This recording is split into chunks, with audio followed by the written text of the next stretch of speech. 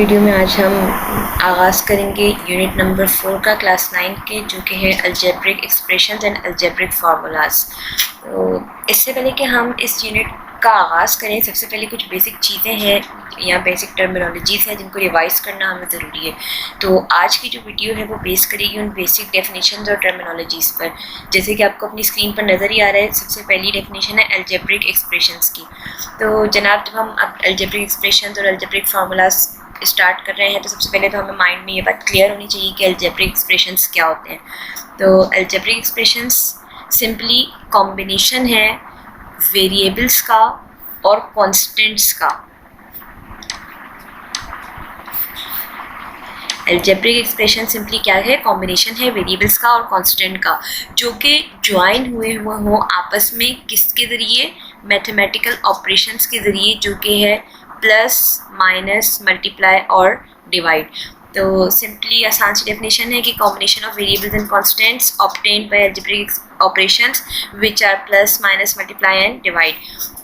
मिसाल के तौर पे ये हमारे पास तीन तरीके की मैंने एक्सप्रेशंस लिखी हैं। ये तीनों की तीनों अलजेब्रिक एक्सप्रेशंस हैं, क्योंकि इसमें हमारे पास वेरिएबल भी हैं, हमारे पास कांस्टेंट्स भी हैं, और ये प्लस और माइनस के ऑपरेशन के साथ ज्वाइन भी हुए हैं। चाहे हम इस एक्सप्रेशन में देखें, चाहे हम इस एक्सप्रेशन में देखें, हमारे पास यहाँ पे वेरिएबल भी है, कांस्टेंट्स भी हैं और मैथमेटिकल ऑपरेशन भी है।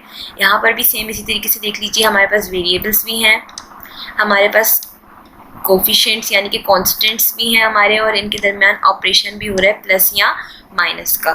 तो इंतहाई मतलब आसान डेफिनेशन है, इसको एक मरतबा जहन नशीन कर लीजिए। कभी भी दोबारा आप लोगों को कोई सवाल करे जब अलजेब्रिक एक्सप्रेशन क्या है, तो आप लोग बताने के काबिल हो कि अलजेब्रिक एक्सप्रेशन हम किसको कहते हैं। जी जनाब, तो अब आगे बढ़ते हैं। अभी मैंने अपने इंट्रोडक्शन में मैंने कुछ टर्म्स इस्तेमाल की, जैसे कि वेरिएबल और कांस्टेंट्स। तो अब आ जाते हैं बेसिक टर्मिनोलॉजीज़ की तरफ कि आखिर असल में ये हैं क्या। अभी हम डिस्कस करेंगे further constants, coefficients, variables and literal. सबसे पहले आ जाइए कांस्टेंट्स की तरफ। कोई भी ऐसी क्वांटिटी जो फिक्स्ड न्यूमेरिक वैल्यू रखती हो, जिसकी वैल्यू फिक्स हो, कोई भी ऐसी क्वांटिटी जिसकी वैल्यू क्या हो? फिक्स हो, वो हमारे पास कहलाता है कांस्टेंट। मिसाल के तौर पे 1, 2, 3, 4, 5, 6।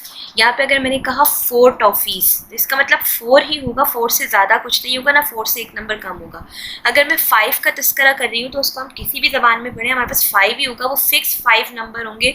कोई किसी ऐसा नहीं है कि हम उसको 5 की एक जगह पर कुछ और मतलब लिया जा रहा हो और दूसरी जगह पर कुछ और मतलब लिया जा रहा हो। इन सब की वैल्यूज़ क्या हैं? आपस में फिक्स है, इनकी वैल्यू कोई चेंज नहीं कर सकता, अप एंड डाउन नहीं कर सकता।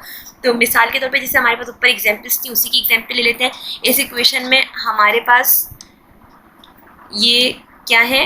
कांस्टेंट्स हैं, क्योंकि ये वो नंबर्स हैं जिनकी वैल्यूज़ हमारे पास क्या है? फिक्स हैं। तो इस वाले एक्सप्रेशन में और इस वाले एक्सप्रेशन में क्योंकि हमारे पास नंबर्स थे, तो हमने कहा इनकी वैल्यूज़ क्या है? फिक्स हैं। तो उम्मीद है कि अब आप लोग समझ आ गए होगा कि कांस्टेंट क्या है। कोई भी ऐसी वैल्यू जिसकी जो ना वैल्यू क्या हो, हमारे पास न्यूमेरिक वैल्यू फिक्स हो, कोई भी ऐसी क्वांटिटी जिसकी न्यूमेरिक वैल्यू हमारे पास फिक्स हो, चेंज ना हो सके। अब आ जाते हैं कांस्टेंट पर, सॉरी कोफिशिएंट पर। कोफिशिएंट क्या होता है जनाब? कोफिशिएंट कोई भी ऐसी क्वांटिटी होती है या ऐसा नंबर होता है या ऐसा कांस्टेंट होता है जो कि हमारे वेरिएबल के साथ क्या हो रहा हो? मल्टीप्लाई हो रहा हो। जैसे कि मिसाल के तौर पे यहाँ एक्स स्क्वायर हमारा वेरिएबल है, इसके साथ क्या मल्टीप्लाई हो रहा है? इसके साथ हमारा मल्टीप्लाई हो रहा है 2। यहाँ पे भी हमारे पास वेरिएबल एक्स है, इसके साथ एक नंबर मल्टीप्लाई हो रहा है, वो क्या मल्टीप्लाई हो रहा है? हमारे पास हो रहा है 4। तो ये 4 और ये 2 ये हमारे पास क्या कहलाएंगे? कोफिशिएंट्स कहलाएंगे। यहाँ पे हमारे पास कोफिशिएंट क्या है? Very good 2। और यहाँ पे हमारे पास कांस्टेंट है, ये कहलाएगा 9। क्यों? क्योंकि इसके साथ कोई वेरिएबल अटैच नहीं है। तो आइए इसकी डेफिनेशन जरा सी पढ़ लेते हैं। Any number which is multiplied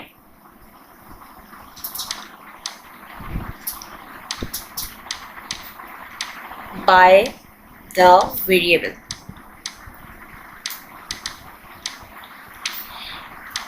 in an algebraic expression.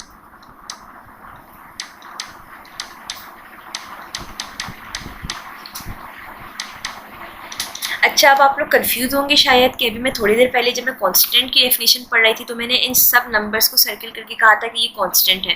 तो अब मैं जब कोफिशिएंट्स की डेफिनेशन पे आई हूँ तो मैं सेम बात कर रही हूँ कि यहाँ पे ये भी हमारे पास क्या है, कोफिशिएंट है, ये भी हमारे पास कोफिशिएंट है। तो एक ही चीज़ दो चीज़ें कैसे रिप्रेजेंट कर सकती है। तो इसकी मिसाल हमारे पास ऐसी है कि हमारी अम्मी ने घर में चावल उबाले, सफ़ेद चावल जो हम दाल के साथ खाते हैं। तो जब हमने पकाए, उनको दम लगाया, क्या बना हमारे पास? चावल बने ना। अच्छा, अब इसी चावल के अंदर अगर मैंने कौरमे की तह लगाकर मैंने बना दी बिरयानी, तो ये चावलों की जो शेप है वो क्या होगी? चावलों की जो क्या कहते हैं कैरेक्टरिस्टिक्स थी वो चेंज हो गई।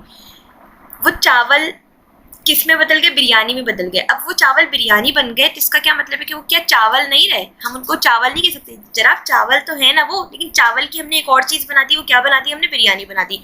तो हमारे पास कोफिशिएंट्स भी बिल्कुल ऐसे ही है कि हमारे पास नंबर है, कांस्टेंट नंबर्स, जब वो मल्टीप्लाई हो जाते हैं किसी भी वेरिएबल के साथ तो उनकी क्या होती है? उनकी क्वालिटी चेंज हो जाती है, उनकी कैरेक्टरिस्टिक्स चेंज हो जाते हैं। यहाँ तक क्लियर है? अब हम आगे आ जाते हैं नेक्स्ट टर्म की तरफ, जो है हमारे पास वेरिएबल। जनाब, वेरिएबल क्या है? कोई भी ऐसी क्वांटिटी जिसकी वैल्यू फिक्स ना हो। जैसे कि मिसाल के तौर पे अभी कांस्टेंट्स के बारे में हमने पढ़ा था कि कोई भी ऐसा चीज़ जिसकी वैल्यू फिक्स हो। जैसे कि हमारे पास नंबर्स हैं हमारे 1 2 3 4 5 6 एंड सो ऑन। इसी के अपोजिट है हमारे पास वेरिएबल्स की कोई भी ऐसी क्वांटिटी जिसकी वैल्यू फिक्स ना हो। कोई भी ऐसी क्वांटिटी जिसकी वैल्यू हमारे पास फिक्स ना हो, इसको हम कहते हैं वेरिएबल। क्योंकि इनकी क्वांटिटी फिक्स नहीं होती तो इसको हम अपने किसी भी नंबर से रिप्रेजेंट नहीं कर सकते। हमें कोई ऐसी चीज़ चाहिए जो कि फिक्स ना हो, तो हम इसे रिप्रेजेंट करते हैं अल्फ़ाबेट से। वो अल्फ़ाबेट्स आपकी मर्ज़ी है कि आप ए करें, बी सेलेक्ट करें, सी सेलेक्ट करें, या ए से लेकर जेड तक कुछ भी। आप कोई भी अल्फ़ाबेट एज अ वेरिएबल इस्तेमाल कर सकते हैं क्योंकि इनमें से किसी की भी वैल्यू हमारे पास फिक्स नहीं होती। मिसाल के तौर पे हम वापस अपनी ऊपर अलजेब्रिक एक्सप्रेशन वाली एग्जांपल की तरफ ही आते हैं।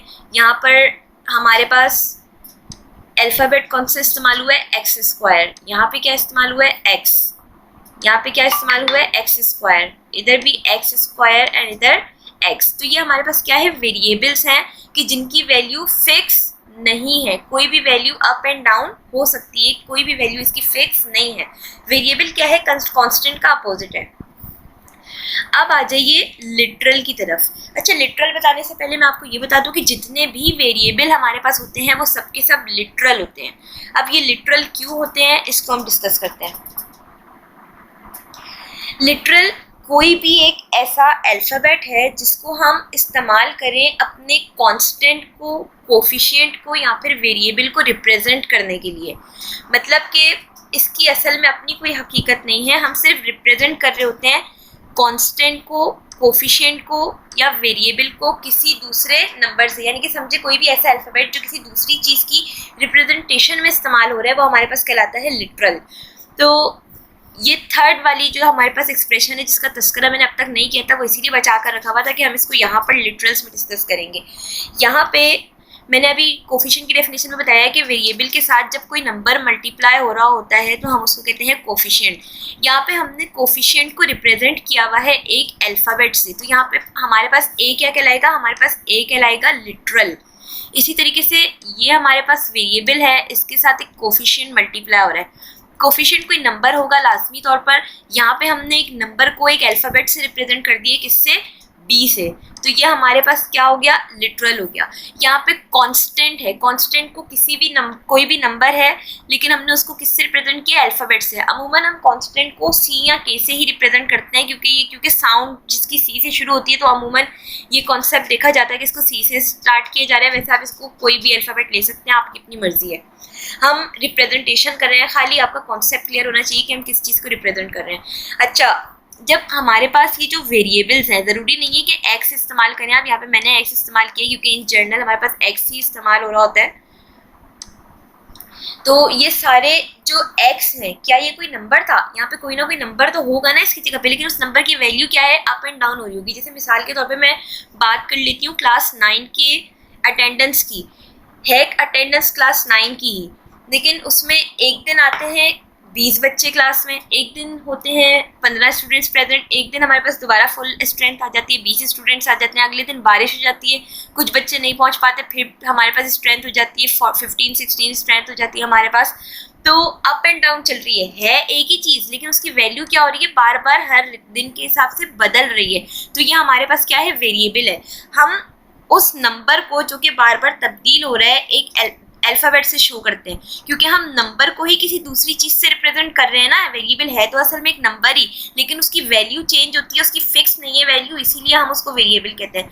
हम उसको रिप्रेजेंट करते हैं अल्फ़ाबेट से, यही वजह है कि हम ये बात कहते हैं कि हमारे पास जितने भी वेरिएबल्स हैं वो हमारे पास सबके सब क्या है, लिटरल है, क्योंकि बेसिकली हम वेरिएबल की आड़ में हम एक नंबर को ही रिप्रेजेंट कर रहे होते हैं जो फिक्स नहीं होता बल्कि चेंज होता रहता है।